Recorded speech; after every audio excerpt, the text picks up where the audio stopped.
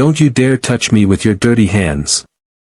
Those words sliced through the morning air like a blade, sharp and cruel, aimed at an old woman who had done nothing wrong except exist in the wrong place at the wrong time. 21-year-old Stephanie Chen didn't know it yet, but the moment she shoved that elderly woman to the ground, she had just set in motion a chain of events that would destroy everything she thought she knew about power, success, and herself. Because the woman lying on the cold concrete, the woman whose groceries were now scattered across the sidewalk, the woman Stephanie dismissed as worthless and invisible, was about to teach her a lesson that would haunt her for the rest of her life. Some people you push aside without thinking hold secrets that can change your world in an instant. And by the time the sun set that day, Stephanie would understand something that should have been carved into her soul from birth. Cruelty always comes back. Always. Stay with me, because what happens next will leave you speechless. Before we dive deeper, let us know in the comments where you're watching from. We'd love to hear from you, and if you're new here, click on the subscribe button so you never miss any of our upcoming videos. Trust me, you don't want to miss what's about to unfold. The city of Boston moved at the speed of ambition that October morning. Cars honked. People rushed. Coffee shops overflowed with students and professionals, all chasing something bigger than themselves. Stephanie Chen was one of them. 21 years old. Third-year pre-law student at Commonwealth University. President of the Student Council. Intern at one of the city's most prestigious law firms. Daughter of two successful surgeons who had raised her to believe that weakness was a choice and compassion was a luxury only poor people could afford. Stephanie had spent her entire life being told she was special. Smarter than her classmates. More driven than her peers. Destined for greatness. And she believed every word. She wore designer clothes even though her student loans were stacking up. She drove a car her parents bought her for maintaining a 4.0 grade average. She spoke with the kind of confidence that made professors nod approvingly and made other students step aside when she walked down the hallway. But beneath all that polish, beneath all that achievement, Stephanie had developed something toxic. A belief that people were divided into two categories. Those who mattered and those who didn't. And if you didn't matter to Stephanie Chen, you might as well be invisible. That Tuesday morning, Stephanie woke up at 5:30 with her alarm screaming in her ear. She had a mock trial competition at 8, the final round that would determine which student represented the university at the regional championship. She'd prepared for weeks. Memorized case law. Practiced her arguments until they flowed like water. Chosen the perfect navy suit that made her look older, more authoritative, more like someone a judge would take seriously. By 7:15, Stephanie was already running late. She'd spent too long perfecting her makeup, too long rehearsing her opening statement in the mirror, too long imagining the moment when the judges would announce her name as the winner. She grabbed her leather briefcase, her coffee thermos, her car keys, and rushed out of her apartment building. The competition venue was 20 minutes away in downtown Boston. She had 45 minutes to get there, find parking, check in, and mentally prepare. Her phone buzzed with texts from her teammate asking where she was. Her heart was racing. Her mind was already in that courtroom, already delivering her closing argument, already tasting victory. The morning was cold and gray. The kind of weather that made everything feel urgent and uncomfortable. Stephanie walked fast toward her car, her heels clicking hard against the sidewalk, her breath visible in the October air. And then she saw her.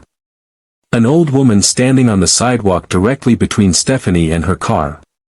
The woman looked like she was in her 70s, maybe older. She wore a faded brown coat that had been patched in several places. A thin scarf covered her gray hair. In her hands, she carried two heavy grocery bags, the cheap plastic kind from discount supermarkets that stretched and threatened to break under the weight. The woman was moving slowly, carefully, like every step required thought and effort. Her face was weathered, lined with years of hard living. And she was directly in Stephanie's path. Stephanie didn't slow down. She assumed the woman would see her coming and move. People always moved for her. Her speed, her presence, her obvious importance, they all created a kind of invisible force field that made others step aside. But as Stephanie got closer, the woman shifted her weight slightly, adjusting the grocery bags, and one of them swung outward, partially blocking the narrow sidewalk. Stephanie stopped abruptly, her briefcase swinging against her leg. Irritation flashed across her face like lightning. She didn't have time for this. Not today. Not now. "Excuse me," Stephanie said, her voice sharp and impatient. "You're blocking the way." The old woman looked up slowly. She had pale blue eyes that seemed tired, like they'd seen too much pain and not enough kindness. She smiled slightly, apologetically. "Oh, I'm sorry, dear. These bags are just so heavy. Give me one moment." Stephanie didn't wait. She didn't have one moment to give. She moved forward aggressively, trying to squeeze past the woman in the narrow space between her and the parked cars. But the woman didn't move fast enough. And Stephanie's shoulder collided with the woman's arm. The grocery bags flew out of the woman's hands.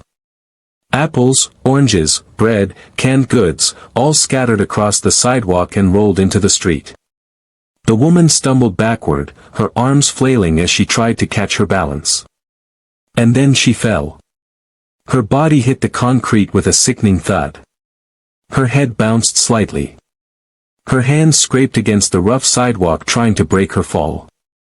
The old woman lay there for a moment, stunned, breathing hard, her eyes wide with shock and pain. Stephanie stood frozen for exactly 2 seconds. 2 seconds where she could have helped. 2 seconds where she could have apologized. 2 seconds where she could have shown even a shred of human decency.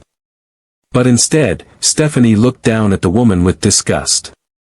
"Maybe watch where you're standing next time," Stephanie snapped. "Some of us actually have important places to be." Then Stephanie stepped over the woman's outstretched hand, walked around the scattered groceries, and headed toward her car without looking back. The old woman didn't scream. She didn't cry. She didn't call out for help. She simply lay there on the cold concrete, watching Stephanie walk away, her expression unreadable. What Stephanie didn't know, what she couldn't have possibly known in that moment, was that 4 people had witnessed everything. A young mother holding her toddler's hand, standing at the corner waiting for the light to change. A college student sitting in his car, waiting for his girlfriend, his phone already recording. A postal worker delivering mail to the building across the street. And an elderly man standing in the doorway of a small cafe, watching the entire scene unfold with an expression of profound sadness. And all 4 of them did what Stephanie should have done. They rushed to help the old woman. They picked up her groceries. They asked if she was okay. They offered to call an ambulance. The old woman refused medical attention. She simply thanked them quietly, gathered her bags with trembling hands, and continued walking, slower now, limping slightly.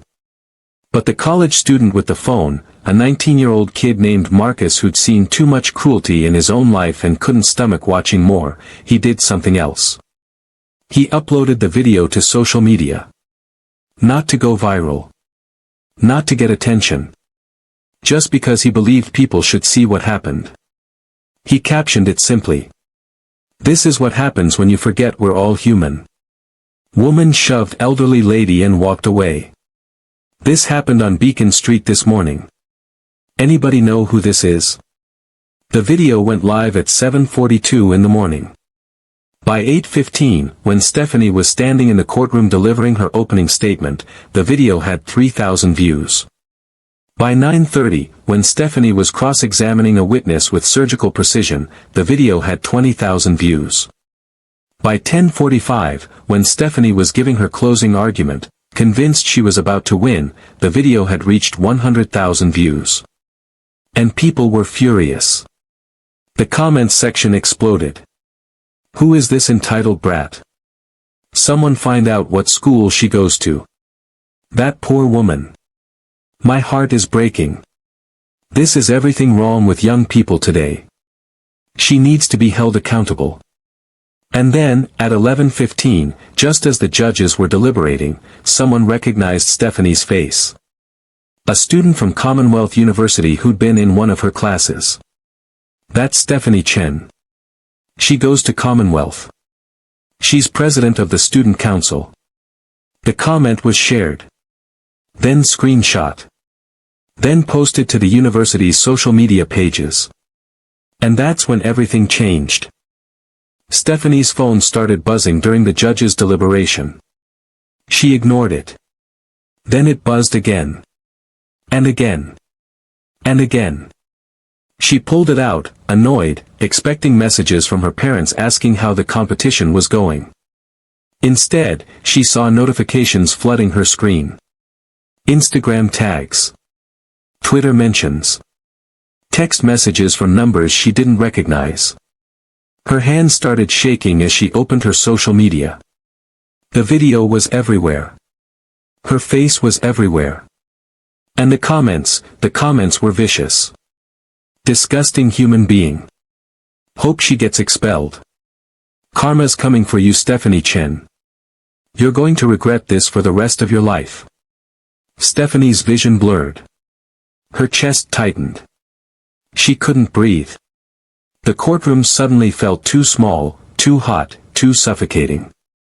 She stood up abruptly, mumbled something about feeling sick, and rushed out into the hallway. She leaned against the wall, her briefcase falling to the floor, her perfectly rehearsed arguments forgotten. Her phone wouldn't stop buzzing. She opened her email and saw a message from the Dean of Students. Subject line, immediate meeting required. The email was brief. Miss Chen, you are required to report to my office today at 2 in the afternoon. This is not optional. Dean Patricia Morrison. Stephanie felt her stomach drop. She knew. Everyone knew. The competition ended. Stephanie didn't wait to hear the results. She didn't care anymore. She drove back to campus in a daze, her hands gripping the steering wheel so tight her knuckles turned white. When she arrived at the dean's office at exactly 2, the receptionist didn't smile. She simply pointed to a door and said, "Go in. She's waiting." Stephanie entered a large office with dark wood furniture and walls lined with degrees and awards. Dean Patricia Morrison sat behind her desk, her expression cold and disappointed. And sitting in the chair next to the desk, wearing a clean coat now, her gray hair neatly combed, was the old woman. Stephanie's heart stopped. The room spun. She opened her mouth but no words came out. Dean Morrison gestured to an empty chair. "Sit down, Miss Chen." Stephanie sat, unable to take her eyes off the old woman. The woman looked different now. Not weak. Not fragile. Just calm. Almost peaceful. Dean Morrison folded her hands on the desk. "Miss Chen, I want you to meet someone. This is Margaret Lawson." The name meant nothing to Stephanie. She shook her head slightly, confused. Dean Morrison continued, her voice heavy with disappointment. "Margaret Lawson is not just any woman you decided to shove on the street this morning. She is the widow of Robert Lawson, founder of Lawson Enterprises. She is the primary benefactor of this university. Over the past 30 years, she has donated $42 million to Commonwealth University. She funded the new library.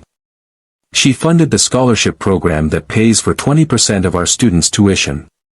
She funded the legal aid clinic where you, Miss Chen, have been interning." Stephanie felt the floor disappear beneath her. $42 million. The woman she'd shoved. The woman whose groceries she'd scattered.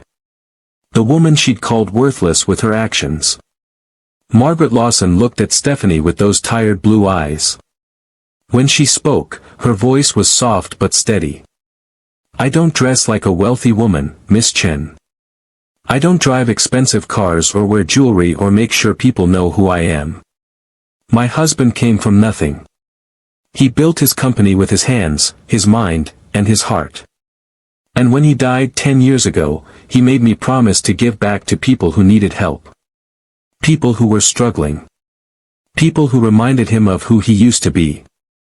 She paused, letting her words sink in. I shop at discount stores because I remember what it's like to count every penny. I carry my own groceries because I'm not too proud to do my own work. And I walk slowly because my body is 74 years old and it hurts most days. But I have never, not once in my entire life, treated another human being the way you treated me this morning. Stephanie felt tears burning behind her eyes, but she refused to let them fall. She wanted to apologize, to beg for forgiveness, to explain that she wasn't really like that, but every word that formed in her mind sounded pathetic and hollow. Dean Morrison spoke again. Miss Chen, you are hereby suspended from Commonwealth University effective immediately. You will not attend classes. You will not participate in student council activities. You will not represent this university in any capacity. Your suspension will last for 1 full semester. During that time, you will be required to complete 200 hours of community service. And at the end of that semester, a committee will review your case and determine whether you are permitted to return. Stephanie's voice finally broke free, desperate and shaking. Please. I didn't know. I'm sorry. I was late. I wasn't thinking. Please don't do this. Dean Morrison's expression didn't soften. That's the problem, Miss Chen. You weren't thinking. Not about her. Not about anyone except yourself. And that tells me everything I need to know about your character right now. Margaret Lawson stood slowly. She looked at Stephanie one last time. I hope you learned something from this, dear. I really do. Because the world doesn't need more brilliant people who treat others like they're disposable. It needs kind people. And right now, you're not kind. Then Margaret Lawson walked out of the office, leaving Stephanie sitting there, her entire world collapsing around her. The suspension went into effect that afternoon. By evening, Stephanie's parents had called, furious and humiliated. By the next morning, the law firm where she'd been interning sent an email terminating her position. By the end of the week, Stephanie had lost everything she'd spent 3 years building. Her reputation. Her position. Her internship. Her future. For the first 2 weeks, Stephanie stayed in her apartment, refusing to leave, refusing to face the world. She read the comments online until her eyes burned. She watched the video of herself over and over, seeing herself through other people's eyes for the first time. And what she saw disgusted her. That wasn't the person she thought she was. But it was the person she had become. If you're still watching at this point, drop a comment with, I'm still here. Let's see who's truly following this shocking story. Because what happens next will either restore your faith in humanity or break your heart completely. In the 3rd week, Stephanie received a letter in the mail. It was handwritten on expensive stationery, the kind that felt thick and important in your hands. It was from Margaret Lawson. The letter was short. Dear Miss Chen, I am not writing to make you feel worse. I'm writing because I believe people can change. Your community service has been arranged. You will report to the Beacon Street Community Kitchen every Monday, Wednesday, and Friday at 6 in the morning. You will serve breakfast to people experiencing homelessness. You will clean. You will listen. You will learn. And maybe, if you're willing, you will understand why what you did mattered. Margaret Lawson. Stephanie reported to the Beacon Street Community Kitchen on a cold Monday morning in November. The building was old and drafty, located in a part of the city she'd always avoided. Inside, the kitchen was warm and crowded. Volunteers moved quickly, preparing eggs, toast, coffee, oatmeal. And sitting at long tables were dozens of people. Old men with weathered faces. Young mothers with tired eyes. Veterans. Addicts. People who'd lost jobs. People who'd lost families. People who'd lost hope. Stephanie put on an apron and started serving food. The first few days were torture. The smell of unwashed bodies and institutional food made her nauseous. The conversations made her uncomfortable. The way people looked at her, with suspicion and judgment, made her want to run. But she kept showing up. Because she had no choice. And slowly, something unexpected began to happen. She started recognizing faces. Learning names. Hearing stories. There was Robert, a 62-year-old veteran who'd served 3 tours in Vietnam and now slept in a shelter because his disability checks weren't enough for rent. There was Keisha, a 28-year-old single mother of 2 who worked 2 jobs but still couldn't afford childcare and food for her kids. There was Daniel, a 19-year-old kid who'd aged out of foster care and had nowhere to go. And every single one of them treated Stephanie with more kindness than she'd ever shown them. They said please. They said thank you. They asked how she was doing. And Stephanie realized something that made her chest ache with shame. These people, the people she'd been taught to ignore, the people society had labeled as failures, were showing her more humanity than she'd shown anyone in years. 3 months into her suspension, on a freezing January morning, Stephanie was wiping down tables after breakfast service when Margaret Lawson walked in. Stephanie froze, her heart suddenly pounding. Margaret smiled gently. "Good morning, Miss Chen." "Good morning, Mrs. Lawson." Margaret sat down at one of the tables and gestured for Stephanie to join her. Stephanie sat slowly, her hands trembling. Margaret looked at her carefully, studying her face. "You look different." Stephanie nodded. "I feel different." Margaret's expression softened. "Tell me what you've learned." Stephanie took a deep breath. "I've learned that I was cruel. Not just to you. To everyone. I thought success meant stepping on people. I thought being strong meant not caring. I thought people who struggled were weak. But I was wrong. About everything." Tears started rolling down Stephanie's cheeks, and this time she didn't try to stop them. "These people here, they've lost so much. But they still smile. They still help each other. They still say thank you. And I had everything. And I was still miserable. Because I didn't know how to be kind." Margaret reached across the table and placed her weathered hand on Stephanie's. "Kindness isn't something you're born with, dear. It's something you choose. Every single day. In every single moment. When you're tired. When you're stressed. When you're running late. Those are the moments that reveal who you really are." Stephanie looked into Margaret's eyes. "Why didn't you destroy me? You could have. You had every right." Margaret smiled. "Because destroying you wouldn't have taught you anything. And I didn't want revenge. I wanted you to understand. Pain without growth is just suffering. But pain with purpose can transform you." 6 months after that morning on Beacon Street, Stephanie returned to Commonwealth University. She was no longer student council president. She was no longer the star of the pre-law program. But she was something better. She was someone people trusted. Someone people liked. Someone who held doors open and said thank you and noticed when others were struggling.